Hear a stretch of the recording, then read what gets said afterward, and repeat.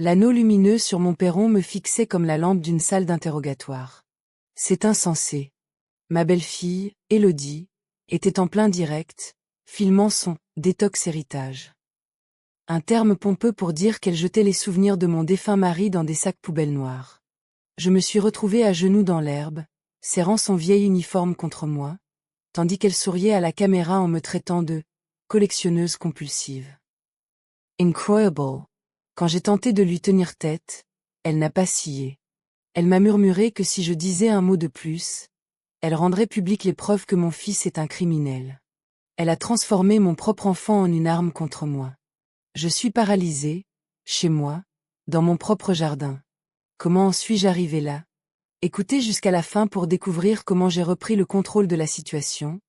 Et n'oubliez pas de vous abonner pour ne rien manquer de mon histoire. Le plastique s'est déchiré sous mes ongles avec le bruit d'une agonie. Je n'avais pas l'intention de m'agenouiller. Un instant, je me tenais debout dans mon propre chemin d'accès, ce gravier que j'avais fait refaire en 2018, cette pelouse parfaite que je payais une fortune pour garder émeraude depuis 20 ans, et l'instant d'après, mes genoux s'enfonçaient dans la terre. Ma jupe plissée ramassait une poussière que je n'aurais jamais tolérée dans mon bureau de doyenne. Le soleil était vicieux cet après-midi-là, une chaleur lourde et moite qui transformait chaque surface en un reflet aveuglant. Et là, à l'intérieur du sac poubelle éventré, j'ai vu de l'or. Des galons dorés. Des boutons de cuivre. Le drap de laine bleu marine de l'uniforme de cérémonie de Jean-Pierre. Le tissu sentait le cèdre et la naphtaline, cette odeur particulière du placard de rangement au sous-sol où je l'avais plié de mes propres mains après les obsèques. Je l'avais enveloppé dans du papier de soie sans acide. Je l'avais placé dans une boîte d'archivage avec une étiquette écrite de ma main, d'une cursive acérée, Jean-Pierre Beaumont, colonel des sapeurs-pompiers, 1985-2015. Manipulé avec soin. À présent, il était froissé contre des emballages de fast-food et du marque de café, les boutons de cuivre griffés contre le gravier. L'un des écussons d'épaule était à moitié détaché, flottant au vent comme un drapeau blanc de reddition. Je n'ai pas pleuré. J'ai arrêté de pleurer en 1992, lorsqu'un étudiant m'avait accusé de partialité lors d'un conseil de discipline et que j'avais compris que les larmes étaient une faiblesse dans une pièce remplie d'avocats. Mais mes mains qui avaient signé des lettres d'expulsion, négocié des contrats syndicaux et tenu celle de Jean-Pierre jusqu'à son dernier souffle. Ces mains-là tremblaient. Ce n'était pas du ménage. Ce n'était pas du désencombrement. C'était une profanation. Une fureur froide et liquide s'est installée au bas de ma colonne vertébrale, la même sensation que je ressentais lorsqu'un étudiant de 2e année tentait de me mentir sur un plagiat, pensant que je ne vérifierais pas les sources. C'était le sentiment d'être sous-estimé. Le sentiment d'être testé. J'ai levé les yeux. On appelle ça de la curation, Madeleine. Tu devrais essayer. La voix d'Élodie descendait de la véranda, légère et aérienne comme une bulle de savon, comme si elle discutait de la météo ou d'une nouvelle recette de toast à l'avocat. Elle se tenait entre les colonnes blanches du perron, mon perron, celui que Jean-Pierre et moi faisions repeindre tous les 5 ans, et elle ne me regardait pas. Elle regardait son téléphone. Non. Pas le téléphone. Elle regardait à travers lui. L'anneau LED circulaire était monté sur un trépied à côté d'elle, son éclat artificiel lissant sa peau pour lui donner un aspect angélique, sans le moindre pore visible, même en plein après-midi. Son smartphone était incliné avec précision, capturant son profil avec le domaine en arrière-plan. Elle portait du lin ivoire, ce genre de tissu coûteux et intentionnellement froissé qui hurle, élégance sans effort, aux gens qui ignorent que le lin se fripe dès qu'on respire un peu trop fort. L'aesthetique, clean girl. J'avais lu un article là-dessus dans Le Monde en attendant un rendez-vous chez le dentiste. Tons Nutters. Maquillage minimal. L'apparence de la vertu. Je savais à quoi ressemblait la vertu. Ce n'était pas ça. On est en direct, tout le monde. Lança Élodie d'un ton perché, ce gazouillis de façade qu'elle utilisait pour s'adresser à sa communauté. Elle inclina le téléphone, balayant la scène vers moi. J'ai vu le point rouge du voyant d'enregistrement. J'ai vu ma propre image reflétée dans le miroir noir de son écran. Une femme de 60 ans à genoux dans la poussière, entourée de sacs poubelles, son carré blond argenté légèrement ébouriffé. Vous assistez à la première étape de la détox héritage. Continua-t-elle, son sourire s'élargissant. Ma belle-mère se libère enfin du désordre qui l'accablait. Voilà à quoi ressemble la guérison, mes amis. Voilà à quoi ressemble la liberté. Elle ramena l'objectif vers son propre visage, son expression rayonnante d'une fausse compassion. J'étais un accessoire. Une photo, avant, après. Un conte moral pour ses abonnés sur les dangers de l'attachement et de vivre dans le passé. Je me suis levé. Je n'ai pas brossé la terre sur mes genoux. Je n'ai pas lissé ma jupe, bien que chaque instinct affûté par 30 ans de conseil d'administration me hurlât de rétablir l'ordre dans mon apparence. Au lieu de cela, j'ai regardé directement l'œil de verre de son objectif. Pas Élodie. La caméra. J'avais prononcé des discours d'ouverture devant des auditoriums de 500 personnes. J'avais tenu tête au recteur de l'université pendant une crise budgétaire et je l'avais fait scier le premier. Je savais comment diriger une salle, même virtuelle. Élodie, dis-je d'une voix monocorde, ce ton académique et plat que j'utilisais lorsque j'étais sur le point d'expulser quelqu'un et que je voulais qu'il comprenne que la décision était irrévocable. Tu as exactement 10 secondes pour arrêter cet enregistrement avant que je ne discute de tes dettes de carte de crédit avec tes fidèles abonnés. Je laissai le silence s'étirer. Je comptais mentalement. 1, 2, 3. Plus précisément, continuai-je, le solde de 14 000 € chez le couturier de l'avenue Montaigne. Celui que tu évites de payer en faisant tourner les paiements minimums sur 4 autres cartes. Je suis certaine que ton public adorerait entendre parler de ta garde-robe capsule durable, achetée avec de l'argent que tu n'as pas. Je gardais un visage neutre. Mon sourire de ta réception officielle, poli, professionnel, totalement dépourvu de chaleur, n'atteignait pas mes yeux. Je vis son doigt tressaillir près de l'écran. Le voyant rouge resta allumé. L'anneau lumineux vacilla. Élodie s'approcha, abaissant le téléphone tout en gardant le direct actif. Je vis sa posture changer, ses épaules se redresser et son menton se lever. Le masque d'influenceuse glissa un court instant, et je vis ce qu'il y avait en dessous. Quelque chose de sauvage et d'affamé, quelque chose qui avait appris à survivre en souriant. Son parfum me frappa avant elle, une odeur entêtante, onéreuse, une fragrance de créateur qui coûtait probablement plus cher au millilitre que ma facture d'eau mensuelle. Agrumes, fleurs blanches et une pointe chimique qui me fit piquer les sinus. Elle se pencha vers moi, sa voix tombant dans un murmure que le micro de son téléphone ne capterait pas, mais que je n'oublierai jamais. Un mot de plus sur mes finances, Madeleine, et Christophe perd son siège au conseil. Le monde se rétrécit à l'espace entre nous. Le ronronnement d'une tondeuse au loin, le bruissement du vent dans le magnolia, l'aboiement d'un chien chez le voisin. Tout cela se transforma en électricité statique. J'ai les reçus, continua TL, ses yeux ancrés dans les miens. J'ai le registre des honoraires de conseil qu'il a signé. Chaque virement bancaire. Chaque société écran. Soit tu es une personne âgée confuse, qui a besoin de mon aide, soit ton fils est un criminel. Choices. Son sourire s'élargit, mais sa main, celle qui ne tenait pas le téléphone, tremblait légèrement. Elle était nerveuse. Bien. Elle devait l'être. Mais elle ne bluffait pas. Le monde devint silencieux. Pas littéralement. La tondeuse bourdonnait toujours 2 maisons plus loin. Un oiseau chantait dans le chêne près de la clôture. Mais à l'intérieur de ma tête, il n'y avait plus qu'un sifflement aigu et fin, le bruit d'une crise atteignant sa masse critique. Elle avait mieux cartographié le terrain que je ne l'avais imaginé. Christophe. Mon fils. Le garçon que j'avais élevé dans le culte de la responsabilité et du service public, l'homme qui avait suivi les traces de son père parce qu'il voulait aider les gens. Elle l'avait transformé en bouclier humain, pariant que mon instinct maternel l'emporterait sur ma discipline d'administratrice. Et elle avait raison. C'est un homme de bien, dis-je. Mamaquar se crispa. Je sentis le muscle tressaillir, ce petit signe de nervosité que j'avais passé des années à essayer d'éliminer lors des négociations syndicales. Jean-Pierre se moquait souvent de moi à ce sujet.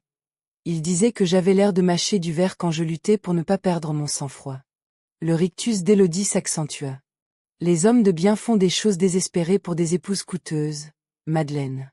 Elle tapota le côté de son téléphone d'un ongle parfaitement manucuré, un geste désinvolte, méprisant. Maintenant, ramasse ces déchets. Ton public attend un déclic émotionnel. Elle recula, orientant à nouveau la caméra vers moi. Je regardais les sacs. L'uniforme de Jean-Pierre, à moitié visible à travers le plastique déchiré. Une carrière de 30 ans réduite à l'état d'ordure. J'avais 60 ans. J'avais un doctorat.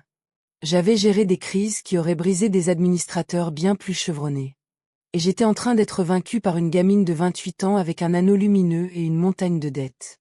Je me penchai et saisis le plastique froid des sacs. Mes mains ne tremblaient pas. Je ne lui ferais pas ce plaisir.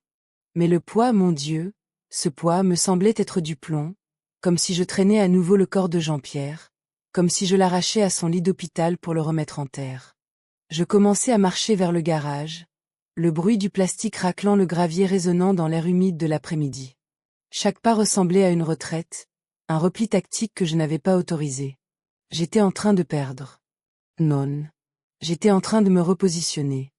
En passant devant elle, je ne détournais pas les yeux.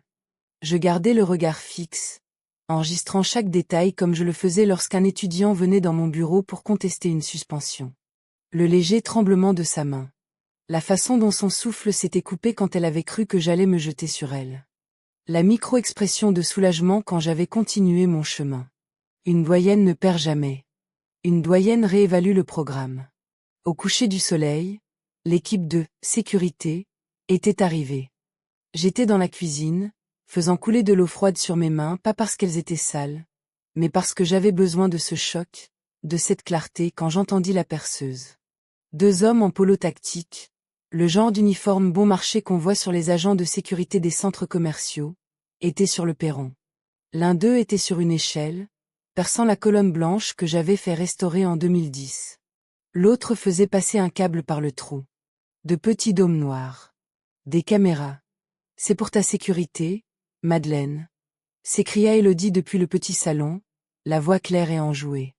L'anneau lumineux était de nouveau allumé, éclairant le papier peint vintage de la salle à manger et projetant des ombres nettes sur le buffet ancien. Je me dirigeai vers le couloir et levai les yeux. Une LED rouge s'alluma dans un coin du plafond, juste au-dessus du seuil de ma chambre. Je les comptai silencieusement en traversant la maison. Porte d'entrée. Cuisine. Couloir. Le bureau. 5 caméras. 5 yeux qui ne sciaient jamais. J'étais prisonnière dans une maison que j'avais fini de payer en 2012. La femme apparut dans ma cuisine le lendemain matin, sans frapper. J'étais devant le plan de travail, attendant que la bouilloire siffle, quand j'entendis la porte de service s'ouvrir. Je me retournai, m'attendant à voir Christophe, mais je trouvai une inconnue installée à ma table de petit déjeuner comme si elle y avait été invitée. Elle avait environ 45 ans, des cheveux châtains ternes tirés en un chignon sévère et un visage qui suggérait qu'elle avait passé sa vie à perfectionner l'art de la désapprobation. Elle portait une tunique grise stérile, de celles qu'arborent les infirmières dans les centres de soins bas de gamme, et des sabots orthopédiques. « Vous devez être Elena, dis-je. Elle ne répondit pas. Elle commença simplement à ouvrir mes placards, déplaçant mes boîtes de thé, inspectant les étiquettes avec la délibération lente de quelqu'un qui mène un inventaire. Le médecin dit que tu ne devrais pas prendre autant de caféine, Madeleine. Sa voix était basse, un râpeux de papier de verre qui me crispa les nerfs. Elle trouva ma boîte d'Earl Grey, du haut de gamme, en feuilles, importée d'une boutique de Londres où je me fournissais depuis 15 ans et la brandit comme une pièce à conviction. Je tendis la main pour la reprendre. Sa main s'abattit sur la mienne. Sa prise était d'une force surprenante. Pas douloureuse, mais ferme, immobile. Le genre de poigne qui disait « J'ai déjà immobilisé des gens, et je recommencerai si nécessaire. » Restons en nos tisanes, dit-elle avec un sourire pincé et professionnel. Nous ne voudrions pas que tu t'agites. Elle déplaça l'Earl Grey sur l'étagère du haut, hors de ma portée, et le remplaça par une boîte de camomille que je n'avais aucun souvenir d'avoir achetée. Je restai là, la main encore tendue, sentant la pression fantôme de ses doigts sur mon poignet. Christophe rentra à 18 heures. J'entendis sa voiture dans l'allée, la berline sobre qu'il avait achetée après la mort de son père, le genre de voiture que doit conduire un élu local, et j'étais déjà dans le vestibule avant même qu'il n'ait refermé la porte d'entrée. Christophe. Je lui saisis le bras alors qu'il tentait de se glisser derrière moi vers l'escalier. Regarde-moi. Il tressaillit. Mon fils, mon petit, 1,88 m, les épaules larges comme son père, tressaillit quand je le touchai. Sa cravate était desserrée, le nœud de travers. Ses yeux étaient bordés de rouge, Cette fatigue qui vient après des semaines sans sommeil, a fixé le plafond à 3 heures du matin en attendant que le ciel vous tombe sur la tête. Qu'est-ce qu'elle t'a fait signer? Demandai-je à voix basse, d'un ton contrôlé, bien que j'eusse envie de le secouer. Ses yeux dérivèrent vers le coin du plafond. Vers la caméra. Pas maintenant, maman. S'il te plaît. Sa voix se brisa sur le dernier mot. Elle essaie juste de nous aider à gérer le patrimoine. Tu sais que tu oublies des choses en ce moment. Je n'ai absolument rien oublié. Maman. Regarde-moi, Christophe. Il ne le fit pas.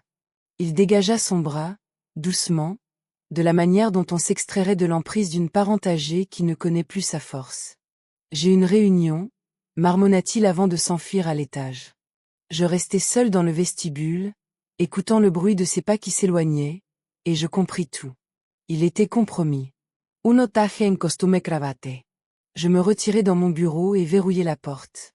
Le bureau en acajou me faisait l'effet d'une ancre dans la tempête, solide et réelle dans une maison qui devenait rapidement un territoire étranger. Je sortis mon organiseur en cuir, celui que j'utilisais pour noter les conseils de faculté et les audiences disciplinaires depuis 30 ans et un stylo plume neuf. Je ne pleurais pas. Je commençai à lister. Personnel, ennemi, Élodie Beaumont. 28 ans. Profession, influenceuse, lifestyle, gestionnaire de fondations frauduleuses. Sous-traitant, Elena. Rôle, garde-chiourme. Competences. Intimidation, isolement. Atout compromis, Christophe Beaumont. Statut, otage. Actif. Propriété, payé intégralement, 2012, pension de retraite assurance vie, Jean-Pierre, capital intellectuel, 30 ans d'expérience institutionnelle. Passif, surveillance, 5 caméras, flux direct vers une destination inconnue, isolement, accès au téléphone restreint, fil sous emprise, menace légale, dépôt imminent d'une demande de mise sous tutelle. Je levai les yeux vers la grille d'aération près du plafond. La maison datait des années 40. Les conduits étaient d'origine, un labyrinthe de métal qui transportait le son de pièce en pièce. Jean-Pierre plaisantait souvent en disant qu'il pouvait m'entendre parler au téléphone depuis la chambre, 2 étages plus haut. J'avais géré des scandales universitaires bien plus graves que celui-ci. J'avais négocié avec le ministère lors d'une enquête administrative et j'en étais sorti avec l'accréditation de l'université intacte. Ce n'était qu'une manifestation non autorisée. Et je savais comment gérer cela. Je m'assis dans le noir, écoutant la maison s'apaiser autour de moi. La faiblesse d'Élodie, c'était sa vitesse. Elle allait trop vite, poussée par le besoin frénétique de monétiser sa vie avant que les créanciers ne frappent à sa porte. Elle avait besoin que je sois la collectionneuse sénile, la vieille femme confuse, pour justifier la tutelle. Elle avait besoin d'un récit qui ferait d'elle l'héroïne. Si je jouais le rôle, je pourrais l'attirer dans mon filet. Je devais isoler ces fraudes financières des signatures de Christophe. Il me fallait une piste qui ne mène qu'à elle, qui prouve la coercition, qui offre à mon fils une protection juridique quand tout cela finirait inévitablement devant un tribunal. J'avais besoin qu'elle avoue. Une odeur de bois de cèdre monta de la grille de chauffage. Quelque part dans la maison, Élodie filmait probablement une nouvelle mise à jour pour ses abonnés, se peignant en belle fille dévouée gérant une situation difficile. Bien. Qu'elle joue sa comédie. J'allais lui donner exactement ce qu'elle voulait, une cible. J'ouvris le tiroir de mon bureau et sortis une liasse de feuilles de registre vierge d'un ancien compte universitaire. Elle datait de 2003, de l'époque où nous faisions encore certains suivis financiers à la main. Le papier était légèrement jauni, le sceau de l'université gaufré en haut, assez officiel pour passer une inspection superficielle. J'ôtai le capuchon de mon stylo plume et commençai à écrire. Mon écriture est distinctive, une cursive acérée et penchée, le genre qu'on n'enseigne plus. Je m'assurai que chaque entrée soit parfaitement lisible, les chiffres assez grands pour attirer l'œil. Virement Offshore, Cayman Trust, 2, for M Euro Versement Heritage, Royal Bank of Scotland, 1. 8 M Euro Fonds Liquidation Patrimoine, Com Genève, 3, 1 M Euro. Fictif. Tout était fictif. Des nombres tirés du néant, conçus pour déclencher la fin d'un prédateur. Je laissai le registre dépasser légèrement d'un dossier sur le bord du bureau, visible mais pas évident. Demain, J'allais oublier de verrouiller la porte du bureau. J'irais faire une promenade, peut-être jusqu'à la pharmacie, laissant à Elena et Élodie le temps de fouiller. L'appât était posé. Je m'adossai à ma chaise, le stylo-plume encore chaud dans ma main, et m'autorisai un petit sourire froid. L'audit avait officiellement commencé. C'est l'odeur qui me frappa en premier. J'étais à l'étage, pliant un pull en cachemire que j'avais sorti du sèche-linge avant qu'Elena ne puisse l'égarer, quand l'effluve s'insinua par la fenêtre de la chambre. Acre. Lourd.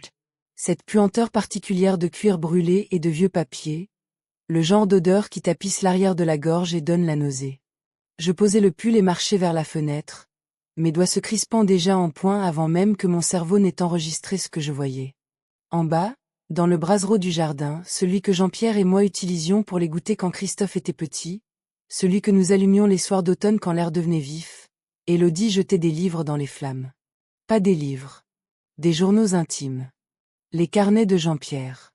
Je regardais un volume relié de cuir décrire un arc de cercle dans les airs, son dos craquant en percutant la grille métallique. Les pages s'enflammèrent immédiatement, les bords brunissants et se recroquevillant comme des feuilles mortes. 40 ans de ses pensées. Ses journaux de service. L'écriture soignée et méticuleuse d'un homme qui croyait que la documentation était une forme d'honneur. La moelle même de sa vie, se transformant en cendre noire. Élodie souriait. L'éclat orangé du feu éclairait son visage par-dessous, lui donnant l'apparence d'une créature démoniaque qui se nourrirait de destruction. Son téléphone était levé bien haut, incliné pour capturer les flammes, la purification, le rituel performatif du lâcher-prise. Voilà à quoi ressemble la libération. Mes amis, lançait sa voix, joyeuse et sincère, montant par la fenêtre ouverte. Nous faisons de la place pour de nouveaux souvenirs, pour la croissance. Parfois, il faut brûler le passé pour entrer dans son futur. Un autre carnet frappa le feu. Je reconnus la couverture cuir bordeaux, un cadeau que j'avais offert à Jean-Pierre pour ses 50 ans. À l'intérieur se trouvaient ses notes de l'année de naissance de Christophe, ses réflexions sur la paternité, ses craintes de ne pas savoir équilibrer les exigences du métier avec les besoins d'un nouveau-né. The Sparrow. Je n'ai pas hurlé. Je ne me suis pas précipité en bas pour me jeter sur elle. Je ne lui ai pas arraché son téléphone des mains pour lui écraser le visage contre les flammes qu'elle nourrissait. Je suis resté debout devant la fenêtre, mon souffle embuant la vitre, et j'ai mémorisé l'inclinaison exacte de sa tête. L'angle de son sourire. La manière désinvolte et insouciante avec laquelle elle feuilletait les pages avant de les livrer au brasier, comme si elle triait du courrier indésirable. Chaque page qu'elle brûlait était un zéro de plus ajouté au prix qu'elle finirait par payer. Elena se déplaçait dans la maison comme un poison à action lente. C'était subtil au début. Le genre de choses qu'on balaie comme une coïncidence si l'on n'y prête pas garde. Une chaise déplacée. Une paire de ciseaux égarés. Le thermostat réglé sur une température qui transformait la maison en chambre froide. Mais je faisais attention. J'ouvris l'armoire à pharmacie de ma salle de bain, celle que j'avais organisée avec la précision d'une officine hospitalière, chaque flacon étiqueté et classé par ordre alphabétique. Et je découvris que mon traitement contre l'hypertension avait disparu. À la place de mes médicaments se trouvait un flacon de compléments génériques, l'étiquette arrachée, les pilules à l'intérieur d'une nuance suspecte de blanc cassé. Tu as dû le déplacer, Madeleine, dit Elena depuis le pas de la porte. Je ne l'avais pas entendue approcher. Elle avait ce don pour apparaître sans un bruit dans les encadrements de portes et les couloirs, tel un spectre. Ta mémoire, tu sais, ça ne va pas en s'arrangeant. Je me tournai vers elle, le flacon toujours à la main. Je n'ai rien déplacé du tout. Son sourire était mince, professionnel, totalement dépourvu de chaleur. Mais si, bien sûr. Tu es si distraite ces derniers temps. Dans le petit salon, je découvris que mon fauteuil à oreilles, celui positionné précisément à 45 cm de la cheminée, la distance optimale pour lire sans se fatiguer les yeux, avait été décalé d'un mètre vers la gauche. Mes lunettes de lecture, celles que je gardais sur la table d'appoint, avaient disparu. Tu cherches ceci. Elena les brandit, les faisant balancer au bout de ses doigts comme un trophée. Elle prétendit les avoir trouvés dans la cuisine, près de la machine à café. Je ne buvais jamais de café dans la cuisine. Je prenais mon thé dans le salon. Tu deviens si oublieuse, Madeleine, chuchota-t-elle en se penchant sur moi pour aidé, à m'asseoir. Son haleine sentait le menthol et la malveillance, ce mélange écœurant de pastilles pour la gorge et de quelque chose de plus sombre en dessous. Sa main sur mon épaule était ferme, appuyant vers le bas pour me forcer à m'enfoncer dans le fauteuil. Elle voulait que je trébuche, que je me prenne les pieds dans les meubles déplacés, que je me fasse des bleus, que je tombe.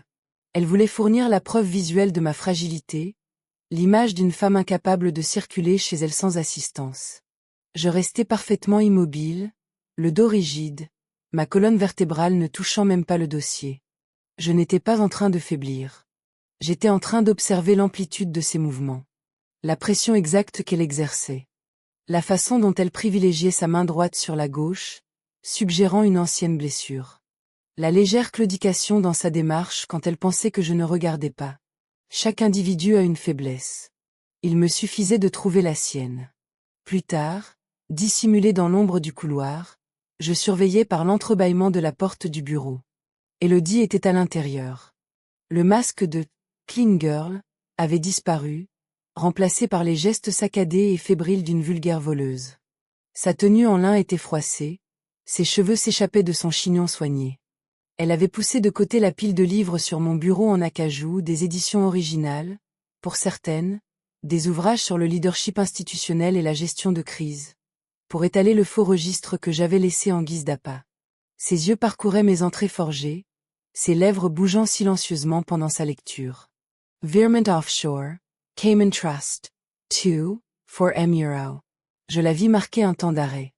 Son doigt suivit la ligne de mon écriture, comme si elle pouvait absorber l'argent à travers l'encre.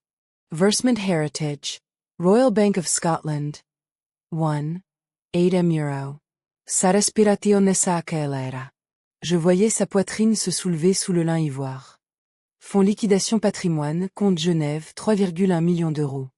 Le bout de sa langue, je lus les motifs, mes yeux scannant le jargon juridique avec l'efficacité de celle qui a passé des décennies à réviser des rapports de conduite. Comportement erratique incluant la thésaurisation d'actifs imaginaires. Désorientation concernant ses biens personnels et comptes financiers. Incapable de gérer les activités quotidiennes sans supervision. L'audience était fixée dans 72 heures. 3 jours. Elles allaient plus vite que prévu. Ce n'était plus une érosion psychologique lente. C'était un blitz. Elle ne cherchait pas seulement à m'expulser de chez moi. Elle tentait d'effacer légalement mon existence en tant qu'adulte responsable, de me faire déclarer incompétente devant un juge. Je levai les yeux vers elle. Vers cette fausse sollicitude gravée sur ses traits. Vers le téléphone capturant chaque seconde. Le temps était devenu mon principal adversaire. Elle, expert, engagé par Élodie, arriva à midi. Il s'appelait le docteur Harris, et il avait l'allure d'un homme qui avait passé sa carrière à flirter avec les limites de l'éthique professionnelle. Son costume était bon marché, le tissu brillant au coude, la cravate trop serrée. Son regard était fuyant, ne se fixant jamais sur moi, cherchant toujours l'approbation d'Élodie. Il s'assit face à moi dans le salon, un porte-bloc sur les genoux, un stylo cliquetant entre ses doigts. « Pouvez-vous me dire en quelle année nous sommes, Madame Beaumont ?» Je le regardai. Élodie derrière lui, le visage figé dans une tristesse de circonstance. Helena dans l'encadrement de la porte, les bras croisés. 2026, répondisiez. Et qui est le président de la République? Je marquai une pause. Juste assez longue pour lui laisser croire que je cherchais mes mots. Emmanuel Macron. Il griffonna une note. Je vis ses yeux briller d'une lueur complice vers Élodie. Ce n'était pas un médecin. C'était un témoin rémunéré. Pouvez-vous me dire où vous vous trouvez actuellement? Nouvelle pause. Je laissai mon regard dériver vers la fenêtre, comme si j'étais égaré. Chez moi, à Neuilly. Encore des notes. Et pouvez-vous me parler de vos comptes financiers, Madame Beaumont? De quel capital disposez-vous? Je vis Élodie se pencher imperceptiblement, le souffle court. Il y a ma retraite. Et l'assurance de Jean-Pierre. Et les comptes, à l'étranger. Pour l'université. Je vis l'étincelle de triomphe dans les yeux d'Harris. Il pensait m'avoir piégé dans mon délire, le signe flagrant d'un déclin cognitif. J'avais besoin qu'il soit pétri d'excès de confiance. Le registre, Madeleine, intervint Élodie d'une voix douce, doucereuse, comme on s'adresse à un enfant. Tu as mentionné des comptes internationaux? Je la regardais, l'expression vide, les yeux flous. Je laissai mes mains trembler légèrement sur mes genoux. L'université? Murmurai-je d'un ton incertain. Il devait protéger la dotation. Contre les auditeurs. Le fisc. Ses yeux s'illuminèrent. Elle vibrait littéralement d'excitation. Et où sont ces comptes, Madeleine? Peux-tu t'en souvenir? Kamans. Chuotaye. Et. Genève. Et. Je secouai la tête, comme si les souvenirs m'échappaient. Ekas. Royal Bank. C'est Jean-Pierre. C'est lui qui avait tout mis en place. Avant. Je laissai ma voix se briser. Je laissai une larme rouler sur ma joue. Le docteur Harry s'écrivait furieusement. Élodie échangea un regard avec Helena. J'y vis une joie mal dissimulée. Elle pensait que je livrais mes secrets dans ma confusion. Elle croyait que l'argent fictif était réel. Et surtout, elle était convaincue que j'étais trop diminuée pour le défendre. Je jouais si bien le rôle de la victime que je pouvais presque sentir le poids fantôme des chaînes qu'elle préparait. Le silence numérique fut le plus déroutant. Je décrochai le téléphone de la cuisine le lendemain matin, avec l'intention d'appeler mon assurance pour une question de facturation, et je n'entendis rien. Pas de tonalité. Pas de friture.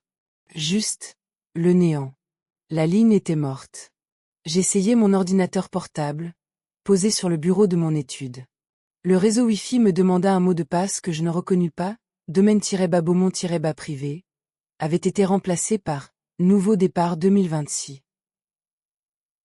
J'entendis la voix d'Élodie flotter depuis le perron, vive et enjouée. On fait une « détox digitale » pour toute la maison, tout le monde. C'est primordial de débrancher, de créer un espace pour une vraie connexion humaine. Ma belle-mère était devenue si dépendante des écrans, et ça affectait ses capacités cognitives. On passe en mode analogique pour un moment. Elle coupait mes lignes de communication, physiquement et virtuellement. Elle m'enfermait, rendant impossible tout appel au secours, toute vérification de mes comptes bancaires, tout contact avec quiconque pourrait intervenir. Mais elle oubliait une chose. J'ai grandi dans un monde de solutions analogiques. Avant les courriels. Avant les téléphones portables. Avant que l'Internet ne transforme chaque interaction humaine en une transaction médiatisée par des écrans. Je n'avais pas besoin de Wi-Fi pour démanteler une réputation. J'avais juste besoin de patience. J'attendis qu'Helena soit occupée par un segment de cuisine en direct, une absurdité performative sur les bouillons de guérison, pour seniors avant de me glisser au sous-sol. Les marches craquèrent sous mon poids, le son résonnant dans l'obscurité fraîche et moisie. Je tâtonnai pour trouver l'interrupteur. L'ampoule clignota avant d'éclairer les murs de béton de ses ombres crues. Derrière la chaudière, niché dans l'interstice entre le coffrage métallique et les fondations en pierre, se trouvait le vieux kit d'urgence galvanisé de Jean-Pierre. Je le sortis, le métal froid et lourd entre mes mains, et ouvris les loquets. À l'intérieur, sous un enchevêtrement de fusées de détresse et une trousse de premiers soins datant d'avant l'an 2000, se trouvait son enregistreur numérique à haute sensibilité. C'était un appareil robuste, de qualité militaire, conçu pour les enquêtes d'incendie où les conditions sont rudes et les preuves cruciales. Jean-Pierre l'utilisait pour documenter les évaluations de scène, enregistrer les dépositions de témoins ou capturer les bruits de failles structurelles. Je le tournai entre mes mains, vérifiant l'indicateur de batterie. Charge complète. L'appareil disposait d'une autonomie de 48 heures d'enregistrement continu. Je serrai le boîtier métallique froid, ressentant la première étincelle d'un véritable espoir depuis des jours. Élodie était si obsédée par les caméras qu'elle pouvait voir ces dômes noirs montés dans chaque recoin, ces téléphones qui filment sans cesse, qu'elle n'avait jamais envisagé les microphones qu'elle ne voyait pas. Les conduits d'aération de cette maison sont un chef-d'œuvre d'ingénierie du milieu du siècle. Jean-Pierre plaisantait souvent en disant qu'il pouvait m'entendre au téléphone dans le bureau depuis la chambre, 2 étages plus haut. Le réseau de gaines était d'origine, installé en 1947, un labyrinthe de métal connecté qui transportait le son d'une pièce à l'autre avec une clarté déconcertante. Je montai sur un escabeau dans le placard de service à côté de la cuisine, mes doigts maniant les vis de la grille d'aération avec un tournevis plat trouvé dans la boîte à outils de Jean-Pierre. La grille se détacha avec un léger gémissement métallique. Je glissai la main dans le conduit, sentant l'air frais du système, et j'y dissimulai l'enregistreur, le fixant avec une bande magnétique arrachée à un vieux porte-badge. Il se trouvait juste derrière le mur du petit salon. La pièce où Élodie passait ses soirées, étalée sur le canapé, téléphone en main, à comploter sa prochaine étape. La pièce où elle et Elena murmuraient à propos des audiences de tutelle, et transitions, et de ce qu'il fallait faire de la belle-mère, difficile. Je replaçai la grille, resserrant les vis jusqu'à ce qu'elle soit affleurante, et redescendis de l'escabeau. Mon cœur battait au rythme d'une anticipation tactique. Je n'allais pas seulement écouter. J'étais en train de construire une cage avec ses propres mots. Je trouvai le document par accident. J'étais dans la salle à manger, époussetant le buffet, un acte de défiance, un refus de laisser Elena contrôler chaque aspect de ma journée. Quand je remarquai un dossier glissé sous le trépied de l'anneau lumineux d'Élodie. Je jetai un coup d'œil vers la cuisine. Élodie était à l'étage, sa voix traversant le plafond alors qu'elle filmait un autre segment. Elena était au jardin. J'étais seule. Je tirai le dossier et l'ouvris. À l'intérieur se trouvait un projet de compromis de vente pour le domaine. Un jargon juridique, dense et impénétrable, mais les détails clés étaient limpides. Prix d'achat, 2,1 millions d'euros. Acheteur, une société de promotion immobilière dont je n'avais jamais entendu parler. Date de clôture, dans 3 semaines. Et en bas, une signature. Christophe Beaumont. L'écriture était tremblée, le « C » s'étirant comme si sa main avait été forcée, comme s'il avait signé pendant que quelqu'un se tenait au-dessus de lui en murmurant des menaces. Mon souffle se coupa. Elle vendait ma maison dans mon dos. La maison que Jean-Pierre et moi avions achetée en 1992. La maison où nous avions élevé Christophe. La maison que j'avais fini de payer en 2012 avec le capital de l'assurance vie de mon mari. Et elle s'était servie de la peur de Christophe, de sa terreur de la prison, de tout perdre pour faire de lui mon exécuteur. Ce n'était pas juste une maison pour elle. C'était un chèque. Un moyen d'éponger ses dettes avant de passer à l'arnaque suivante. La trahison me brûla plus que le feu, plus que la bague volée, plus que les caméras. Parce que Christophe avait signé. Je me retirai dans ma chambre au coucher du soleil, la maison plongeant dans ce silence particulier qui précède la nuit totale. Les voyants rouges des caméras clignotaient comme des yeux de prédateurs, m'observant depuis les angles du plafond. Je m'assis sur le bord de mon lit, les mains jointes sur mes genoux, et j'écoutais. Par le conduit d'aération, je pouvais entendre la voix d'Élodie, claire et tranchante, montant du salon en dessous. Une fois que le gala sera fini et les papiers déposés, on l'envoie au chêne vert, disait-elle à quelqu'un Elena, sans doute, ou peut-être répétait-elle son prochain direct. C'est une unité fermée. Pas de téléphone, pas de visite sans autorisation. Les avis sont atroces, mais c'est justement le but. Elle ne tiendra pas 6 mois là-dedans. Un silence. Puis, plus bas. Christophe fera ce qu'on lui dit, ou il tombe pour les « erreurs comptables » de la fondation. Je me suis assuré que sa signature figure sur chaque document des sociétés écrans. Il est trop impliqué maintenant pour faire marche arrière. Je restais assise dans le noir, le poids de ces mots s'abattant sur moi comme un linceul. Les chênes verts. Une unité fermée. Pas de téléphone. Pas de visite. J'étais à 72 heures d'être enterrée vivante dans un entrepôt de luxe pour personnes âgées, un endroit où les femmes comme moi allaient pour disparaître, pour s'effacer dans un oubli médicamenteux pendant que leur famille liquidait leurs biens. C'était le point de rupture. Le nadir. L'instant où la protagoniste réalise que tous ses plans, tous ses audits minutieux et ses observations tactiques pourraient ne pas suffire. Je m'allongeai sur le lit, fixant le plafond, sentant tout le poids de mes 60 ans m'écraser. Mais je ne pleurais pas. J'avais du travail. La brume matinale s'accrochait à la pelouse comme un drap humide, transformant le paysage familier de mon jardin en quelque chose d'étranger et de fantomatique. Je me tenais au comptoir de la cuisine, serrant une tasse de camomille que je n'avais aucune intention de boire, observant Elena du coin de l'œil. Elle était dans le petit salon, de dos, disposant des lys frais dans un vase avec la précision méthodique de quelqu'un qui aime regarder les choses flétrir. J'avais environ 4 minutes. Je n'utilisais pas la porte d'entrée. La caméra installée là était le jouet préféré d'Élodie. Elle l'avait positionnée pour capturer l'entrée coloniale de charme. Pour ses abonnés, les colonnes blanches et les fougères encadrant son visage comme un décor de cinéma. Au lieu de cela, je passais par l'arrière-cuisine, devant les étagères de tisane bio qu'Elena avait stockées pour remplacer mon Earl Grey, vers la porte étroite au fond. L'ancienne entrée de service. Jean-Pierre entrait par là lorsqu'il rentrait tard de la caserne, son uniforme sentant la fumée et le courage, ne voulant pas me réveiller en passant par devant. Les charnières gémirent quand je poussai la porte, une protestation métallique aiguë qui fit bondir mon cœur.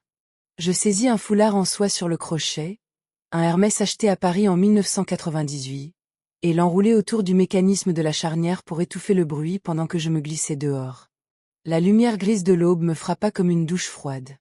Mes chaussures plates s'enfoncèrent dans la boue, l'herbe humide détrempant immédiatement la toile. Je sentis le froid remonter le long de mes chevilles, de mes jambes, s'installant dans mes os. J'avais l'impression d'être une fugitive sur mes propres terres. Mais pour la première fois depuis des semaines, les yeux rouges et fixes des dômes de « sécurité » ne me regardaient pas. J'étais hors radar. La brasserie était un vestige d'une autre époque, tout en formica et en graillon, avec cette odeur particulière de café restée trop longtemps sur le feu. Elle se trouvait à la limite du département, à des kilomètres des pelouses tondues et de l'esthétique léchée du monde d'Élodie. Le genre d'endroit où les routiers s'arrêtent pour prendre leur petit déjeuner à 5 heures du matin et où personne ne se demande pourquoi une femme de 60 ans en blazer rencontre un homme en costume avant le lever du soleil. Marc-Antoine Vidal était assis au fond, le dos au mur, les yeux fixés sur la porte. Il avait toujours été comme ça, même quand il était mon étudiant. Observator. Strategique. Le genre de jeune homme qui venait à mes heures de permanence avec des questions qui n'étaient pas vraiment des questions, mais des tests pour voir si je suivais. Je l'avais apprécié immédiatement. Il se leva à mon approche, son costume trop élégant pour le cadre, cette perfection sur mesure issue d'un salaire de la haute fonction publique qui correspondait enfin à son intellect. « Vous avez l'air fatiguée, madame la doyenne », dit-il en désignant le siège en face de lui. Un épais dossier Kraft était posé sur la table entre nous, à côté d'une tasse de café si noire qu'il ressemblait à du pétrole. Je ne touchais pas au café que la serveuse m'avait versé. Je ne fis pas de mondanité. Je saisis le dossier d'une main ferme, celle d'une administratrice préparant une audience disciplinaire. Je ne suis pas fatigué, Marc-Antoine, dis-je en rencontrant son regard. Je suis concentré. Sa bouche esquissa ce qui aurait pu être un sourire. Marc-Antoine tapota la première feuille du doigt, le bruit sec résonnant contre le formica. C'est un château de cartes, Madeleine. Sa fondation, Bloom, est une pyramide de Ponzi de manuel. J'ouvris le dossier et me retrouvai face à des tableaux Excel. Des colonnes de chiffres, des écarts surlignés, des registres de transactions qui racontaient l'histoire d'une fraude systématique. Elle utilise les dons caritatifs pour rembourser ses soldes personnels chez American Express, continua Marc-Antoine d'une voix basse et clinique, puis elle sollicite de nouveaux donateurs via ses directs pour combler le trou. La fondation n'a jamais financé le moindre projet. Tout n'est que du vent. Mes yeux parcouraient les données, mon cerveau calculant automatiquement les schémas, les flux d'argent, les entrées et les sorties. De nouveaux donateurs couvrant de vieilles dettes. Un mouvement perpétuel alimenté par rien d'autre que des mensonges et la crédulité d'inconnus sur Internet. C'était du travail d'amateur. Le travail de quelqu'un qui pensait que l'influence était un substitut à la comptabilité. Quelqu'un qui croyait qu'un anneau lumineux et un sourire compatissant pouvaient masquer la réalité mathématique d'un vol. Ce n'était pas juste une méchante fille jouant à abuser d'une personne âgée. C'était une criminelle en col blanc. La doyenne, en moi, cette part qui avait passé des décennies à évaluer des fautes professionnelles et à en déterminer les conséquences, ressentit une satisfaction presque médicale devant la clarté de la pourriture. Ce n'était pas ambigu. Ce n'était pas une question d'interprétation ou de récit contradictoire. C'était des preuves. Il y a un bémol. La voix de Marc-Antoine descendit d'un octave, comme autrefois lorsqu'il s'apprêtait à m'annoncer quelque chose qu'il savait difficile à entendre. Il tourna la dernière page du dossier. Enregistrement de sociétés écran. Status Constitutives. Accord d'exploitation pour des SCI aux noms évocateurs. Bloom Venture, Legacy Holdings, Groupe Immobilier Beaumont. L'air quitta mes poumons. La signature de Christophe était partout. Pas seulement comme témoin. Pas seulement comme conjoint donnant son consentement. Mais en tant que dirigeant principal. En tant qu'agent enregistré. En tant qu'architecte légal de toute la structure. Si je transmets cela à la brigade financière, Madeleine, dit Marc-Antoine calmement, ses yeux ne quittant pas mon visage, ils ne prendront pas qu'elle. Juridiquement, Christophe est l'architecte de cette fraude. La paperasse ne fait pas la distinction entre celui qui a signé de plein gré et celui qui l'a fait sous la contrainte. Il risque la prison ferme. 10 à 15 ans. Minimum. Le dossier me parut soudain peser une tonne. Mon arme, cette preuve que j'avais si désespérément cherchée, était une épée à double tranchant. Et la seconde lame était posée sur la gorge de mon fils.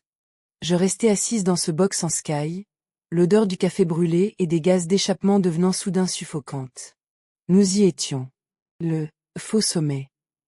Ce moment où je pensais avoir atteint la cime, trouvé la solution, pour réaliser qu'un gouffre béant me séparait de mon véritable objectif. Pour sauver ma maison, pour m'éviter d'être effacé et enfermé au chêne vert, je devais sacrifier Christophe. Pour sauver Christophe, je devais laisser Élodie m'anéantir. Le calcul était brutal. Binaire. Impitoyable. Je regardais Marc-Antoine. Il m'observait avec le même regard analytique et posé qu'il arborait dans mon bureau à 19 ans. Il voyait le calcul dans mes yeux. La manière dont j'élaborais des scénarios, pesais les coûts, évaluais les résultats. Existe-t-il une troisième option ? Demandai-je d'une voix ferme malgré l'ouragan qui hurlait dans ma poitrine. Il secoua la tête lentement. La loi est binaire, madame la doyenne. Il faut un responsable. Quelqu'un doit payer. Soit c'est elle et Christophe tombe avec, soit. Il ne finit pas sa phrase. Il n'en avait pas besoin. Je me glissai de nouveau par la porte de service à 7h30, le cœur tambourinant contre mes côtes avec une force qui me donnait le vertige. La maison était déjà éveillée. J'entendais le sifflement de la machine à expresso dans la cuisine, cette importation italienne prétentieuse qui coûtait plus cher que mon budget de courses mensuel, et les palourdes d'Elena circulant au rez-de-chaussée comme un gardien de prison faisant sa ronde. Madeline, c'est l'heure de ton bilan de bien-être. J'eus à peine le temps d'enlever mes chaussures boueuses et de glisser mes pieds dans les pantoufles fourrées qu'Elena m'avait achetées pour remplacer mes mocassins en cuir, dangereux, qu'elle apparut dans l'arrière-cuisine. Je me tenais près de la bouilloire, la main posée sur le comptoir, le visage figé dans ce masque d'amabilité sociale que j'avais perfectionné pendant 30 ans. Je cherchais juste l'heure le grès. Elena, dis-je en laissant ma voix trembler légèrement, comme si j'étais réellement confuse. Il semble que j'ai oublié où vous l'avez rangé.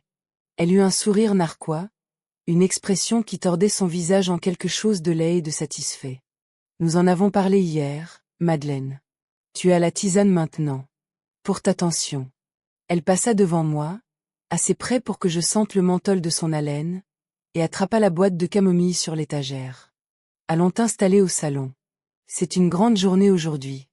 Le gala a lieu ce soir. Elle me pensait désorientée. Purdue.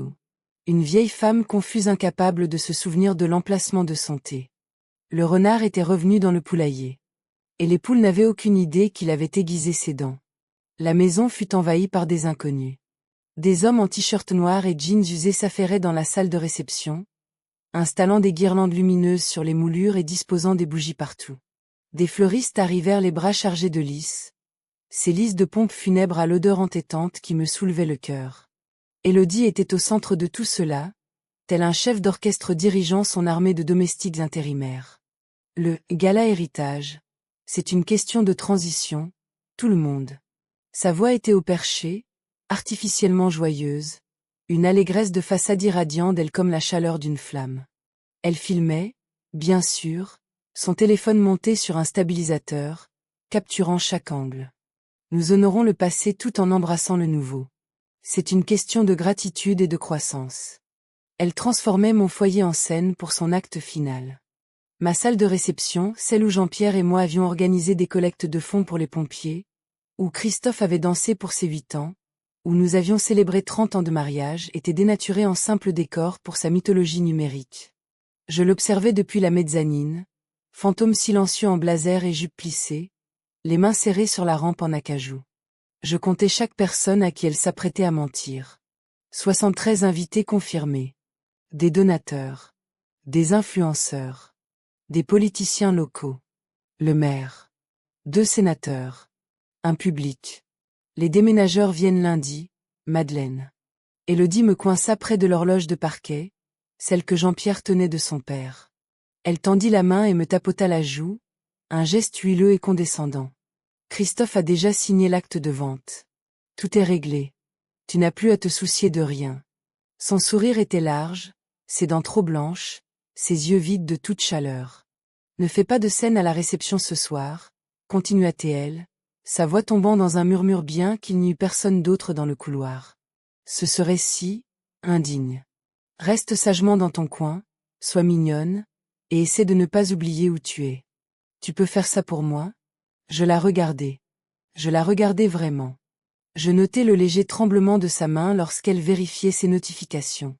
Ce besoin maladif de validation, cette fin de prouver que ses abonnés l'aimaient encore. Elle était ruinée. Le dossier de Marc-Antoine l'avait prouvé. Ses créanciers tournaient autour d'elle. Elle misait tout sur cette nuit. Sur le gala. Sur la vente de la maison. Sur le récit où elle était l'héroïne et moi le fardeau tragique. Bien sûr, Élodie, dis-je doucement. Je n'oserais pas faire de scène. Je trouvai Christophe dans le bureau de Jean-Pierre juste avant le coucher du soleil. La pièce était sombre, les rideaux tirés. Il était assis dans le fauteuil en cuir de son père avec un verre d'un liquide ambré à la main. Du whisky. Le plus onéreux. Christophe, dis-je doucement. Il ne leva pas les yeux. Elle a dit que si je ne cédais pas la maison, elle rendrait les audits publics. Je suis élue au conseil, maman. Si ça s'ébruite, si les gens pensent que j'ai participé à une fraude, je perds tout. Mon siège. Ma reputation. Ma carrière. Je traversai le tapis perçant et m'arrêtai près du fauteuil. Tu as déjà tout perdu si tu as vendu ton âme à une femme qui ne te voit que comme une variable d'ajustement. Je lui pris le verre des mains. Il leva les yeux vers moi, et je revis le petit garçon qu'il était.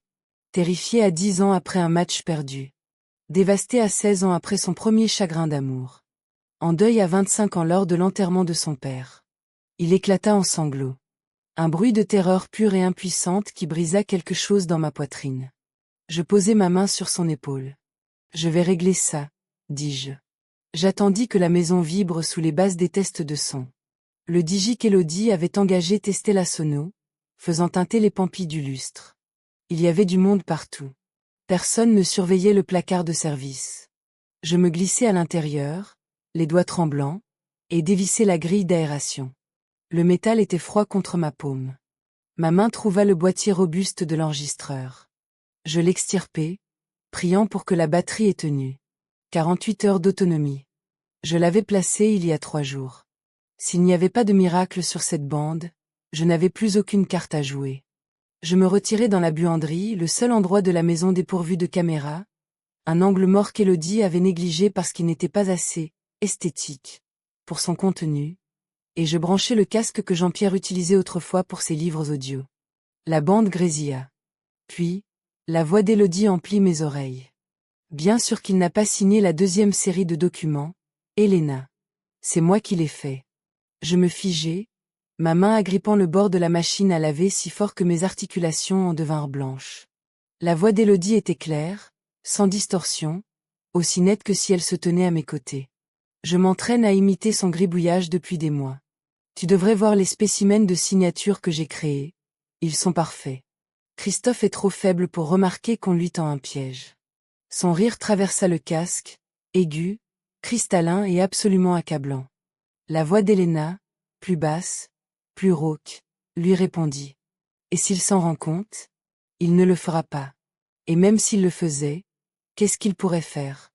Aller voir la police et admettre qu'il est marié à une escroc? Il est trop impliqué. Il tombera avec moi plutôt que de risquer sa précieuse réputation. Je ressentis une décharge d'adrénaline qui brouilla ma vue et fit trembler mes mains. Elle venait d'avouer un faux en écriture. Elle venait d'avouer la coercition. Elle venait d'admettre que la responsabilité pénale de Christophe n'était qu'une fiction, une construction destinée à le briser. En droit, tout est une question d'intention. Et je venais de capturer la sienne.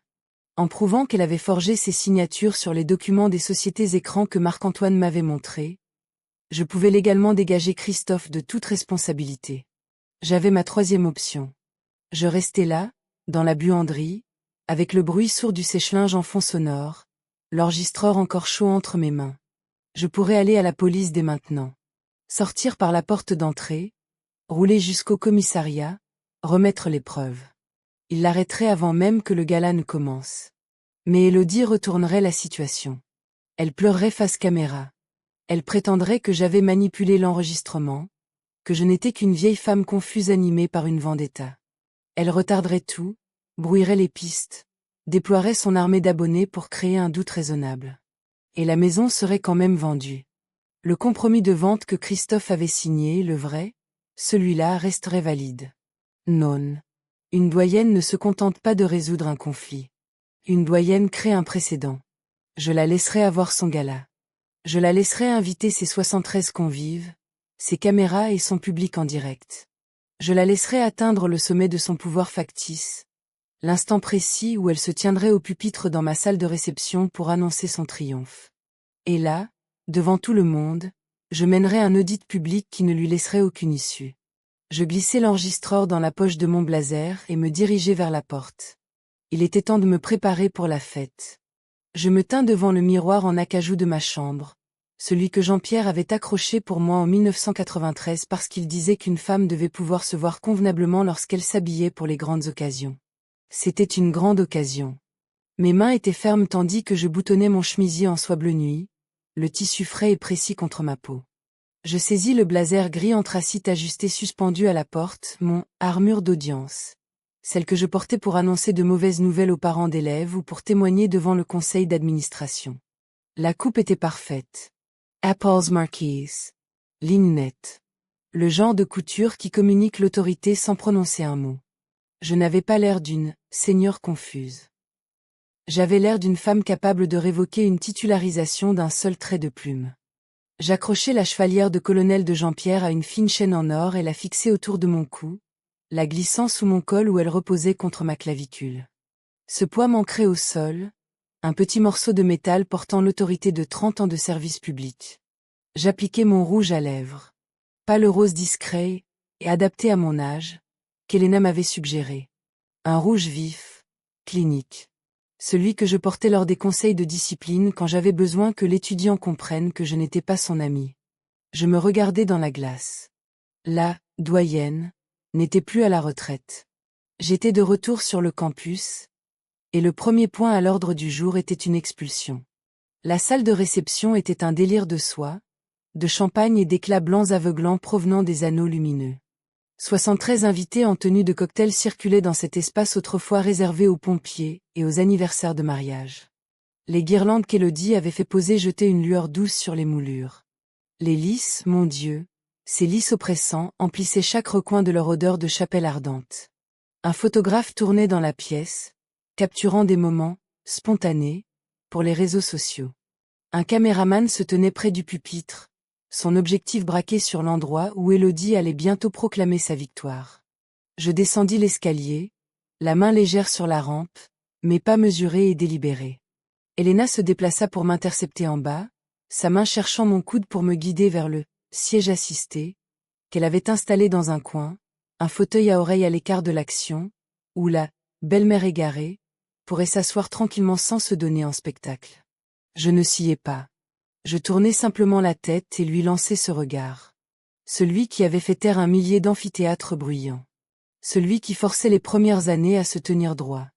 Retirez votre main, Helena, dis-je d'une voix basse et calme, où je discuterai de l'argenterie manquante et de votre absence de diplôme d'infirmière avec le commissaire qui se trouve près du buffet. Je le voyais là-bas, le commissaire Thomas Brémond, un homme dont j'avais personnellement parrainé la fille lors d'une crise universitaire. Il se servait un canapé, ignorant tout du drame qui s'apprêtait à éclater. Helena se figea.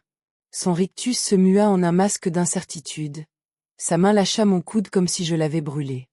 Je passai devant elle, la colonne vertébrale rigide comme une barre d'acier, et marchai droit vers le centre de la pièce. Élodie se tenait au pupitre, resplendissante dans sa robe ivoire. C'était de la haute couture, bien sûr. Probablement empruntée ou achetée avec l'une des cartes de crédit répertoriées par Marc-Antoine. Le tissu miroitait sous les lustres. Elle tenait son téléphone bien haut, l'écran incliné pour capturer son visage et la foule derrière elle. Et ainsi, gazouillatait-elle, sa voix amplifiée par la sonorisation professionnelle qu'elle avait louée, alors que nous préparons l'installation du nouveau siège de la Fondation, Bloom, ici même, au domaine Beaumont, nous honorons l'héritage en laissant partir le passé. Elle marqua une pause pour l'effet, son sourire large et exercé. Nous créons de l'espace pour de nouveaux départs, pour un avenir qui respecte la tradition tout en embrassant le changement. Je suis si reconnaissante envers vous tous d'avoir fait partie de ce voyage. Elle fit un signe à ses abonnés qui regardaient le direct, les encourageant à envoyer des cœurs et à inonder les commentaires de soutien. Le public applaudit poliment. Certains semblaient sincèrement émus. D'autres, ceux qui avaient connu Jean-Pierre, qui s'était rendu à ses obsèques, paraissaient mal à l'aise. Élodie était au sommet de son arrogance. Elle tenait son récit comme un trophée, l'acte de vente de ma maison glissé dans une pochette décorative posée sur le pupitre à côté d'elle. Elle pensait que le couperet était déjà tombé. Elle pensait avoir gagné. Un magnifique discours, Élodie. Ma voix trancha les applaudissements comme un scalpel. Je n'avais pas crié. Je n'avais pas élevé le ton. J'utilisais ma voix de doyenne. Ce timbre développé sur des décennies pour porter jusqu'au fond des stades de remise de diplôme et exiger une attention immédiate. Les applaudissements moururent. Toutes les têtes se tournèrent vers moi. Je marchais vers le pupitre, la foule s'ouvrant comme la mer Rouge, les invités s'écartant sur mon passage. Le sourire d'Élodie vacilla. Juste une seconde. Un éclair de panique traversa son visage d'ange avant qu'elle ne retrouve sa chaleur feinte. Mais tu as oublié de présenter notre invité d'honneur, continuai-je, les yeux ancrés dans les siens. J'atteignis le pupitre. Je n'attendis pas sa permission. Je ne demandai pas la parole. Je posai ma main sur le pied du micro, mes doigts se refermant sur le métal froid, et pendant un instant, nous fûmes comme deux prédateurs sur une seule proie. Ses yeux cherchèrent Elena. Le photographe. Les sorties. Elle calculait.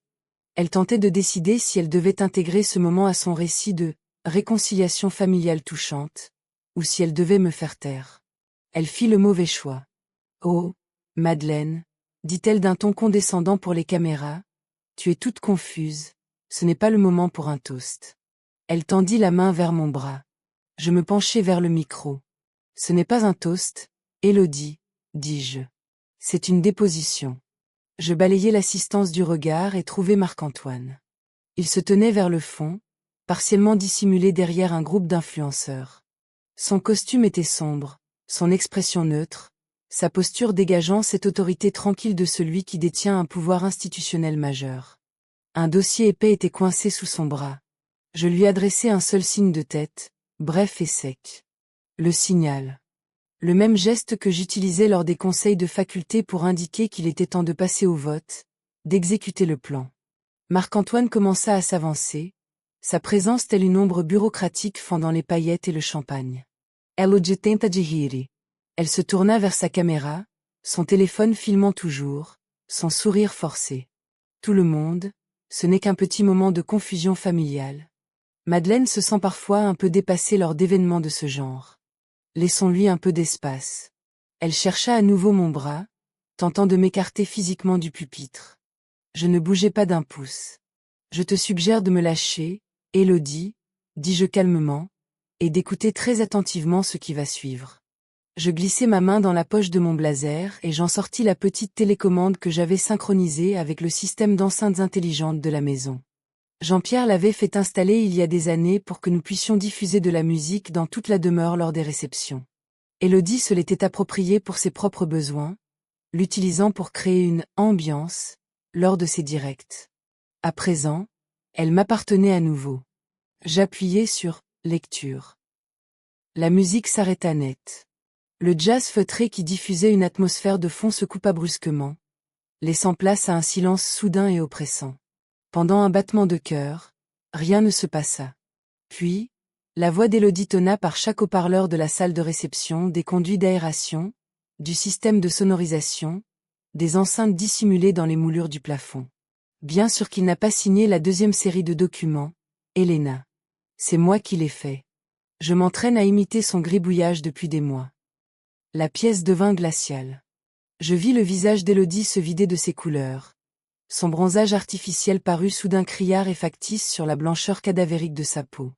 Sa bouche s'ouvrit, se ferma, puis se rouvrit, sans qu'aucun son n'en sorte.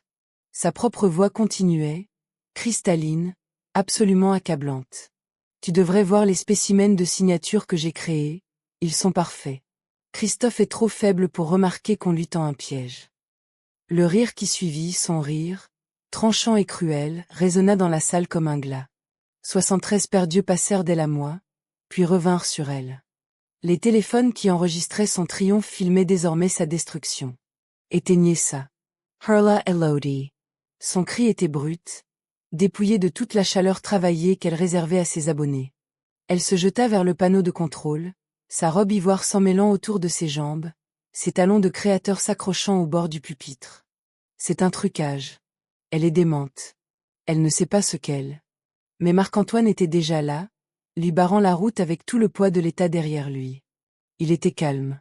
Professionnel. Sa main était ferme lorsqu'il sortit un document du dossier qu'il tenait sous le bras.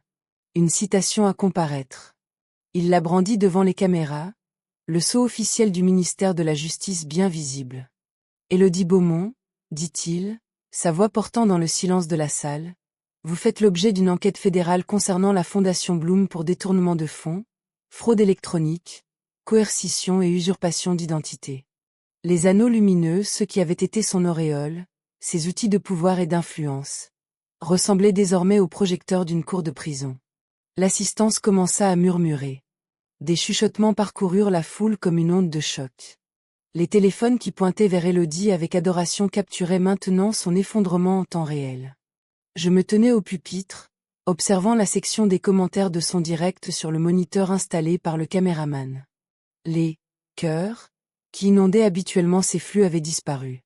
À leur place, des visages furieux. Des émojis choqués. Des mots comme « arnaque »,« fraude » et « dégoûtant » défilaient plus vite que je ne pouvais les lire. En droit, tout est une question d'intention. Élodie, dis-je, ma voix faisant écho à la froideur clinique de l'enregistrement qui continuait de tourner en sourdine. Je laissai le silence s'étirer. Je la laissai là, pétrifiée, tandis que son monde implosait. Et tu viens d'avouer la tienne devant 300 de nos voisins et 50 000 de tes abonnés. Tu n'as pas seulement contrefait la signature de mon fils. Tu as forgé une vie qui n'a jamais existé.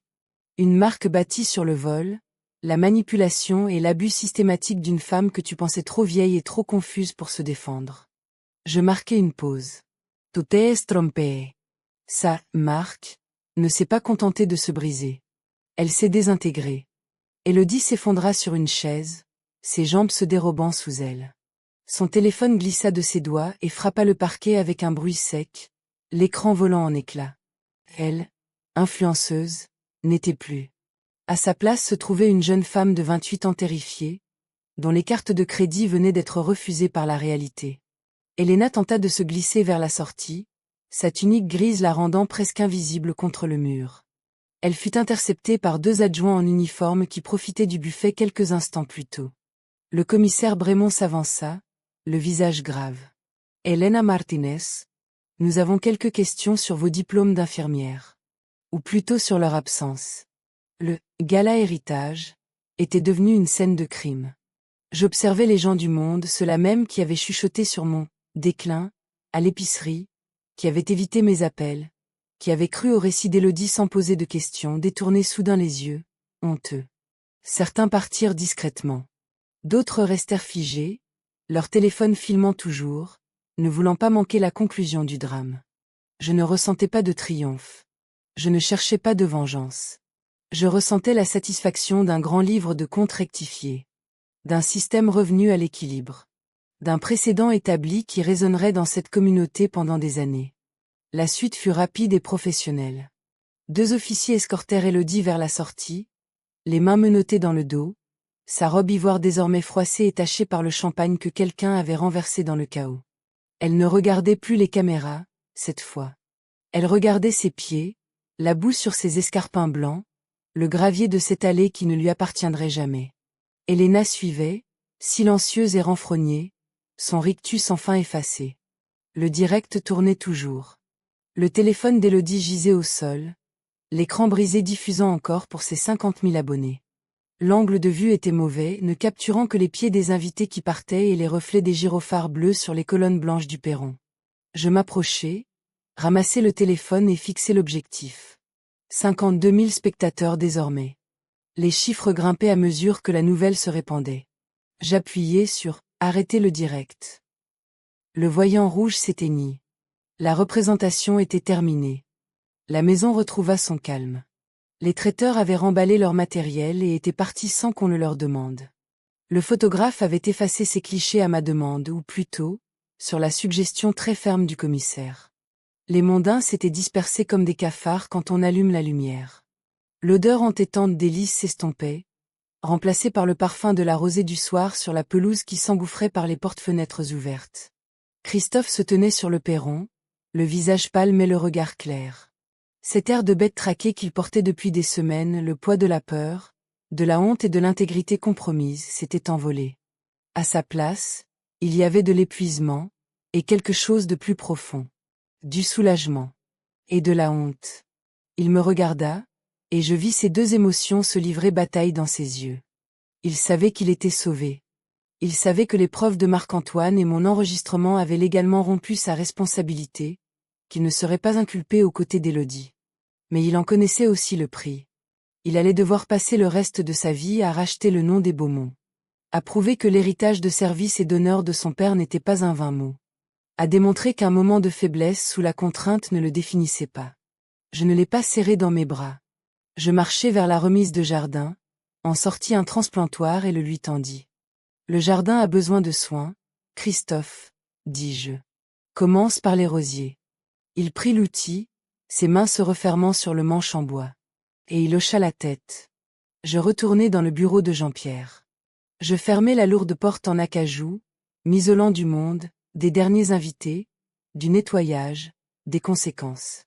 La pièce était exactement comme je l'avais laissée avant le gala. Le bureau. Le fauteuil en cuir. L'odeur des vieux livres et du bois de cèdre. Je m'assis et ouvris mon organiseur. Le cuir était chaud, familier, apaisant.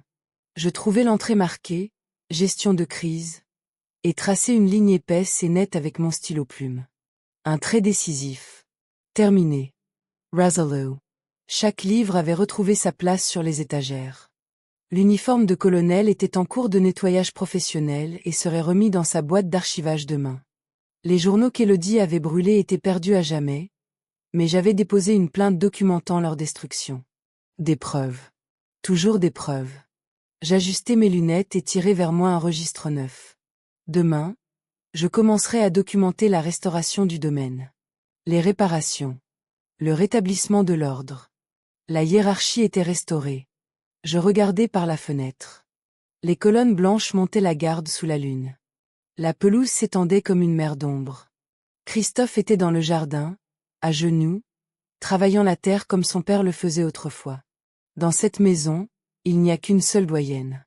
La leçon est simple. Ne confondez jamais le silence avec la faiblesse. Si vous avez écouté jusqu'ici, je vous remercie, la plupart des gens décrochent avant que l'addition ne tombe. Mais ici, l'addition tombe toujours. Ce qui avait commencé par l'humiliation et le manque de respect s'est terminé par des preuves, la vérité et un prix à payer qu'elle n'avait pas vu venir.